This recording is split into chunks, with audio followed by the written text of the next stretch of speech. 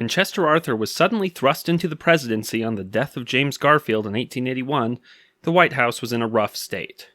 And Arthur was not a man of simple taste. He was known as the Gentleman Boss and Elegant Arthur, and was rumored to own 80 pairs of pants, a ridiculous luxury for the time. He was called a novel species of president, a type that is represented by the well-dressed and well-bred New Yorker, the quiet man who wears a scarf and a pin in it, and prefers a sack coat to the long-tailed frock coat. Arthur refused to even move into the White House before it was redecorated more to his exquisite taste, and ordered the work to begin as soon as Lucretia Garfield moved out. In the meantime, he lived at a senator's house in Washington.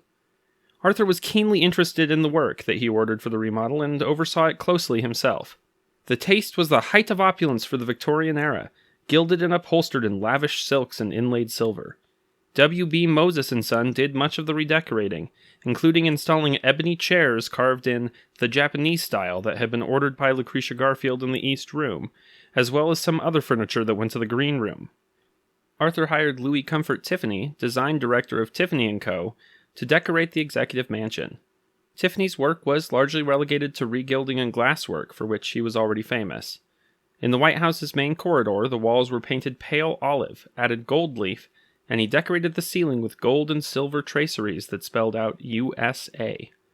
After significant work, Arthur finally moved into the White House in December of 1881.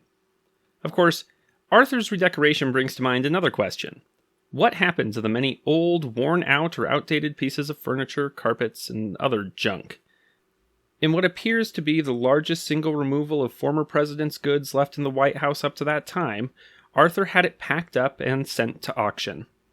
The Vermont Phoenix of Brattleboro, Vermont, recorded that 24 loads of cast-off furniture from the White House were sold, the first sale of the kind since Buchanan. Buchanan had sold at least 50 pieces of furniture in 1860, but Arthur sold not only the 24 wagon loads, but other articles, including at least 30 barrels of china.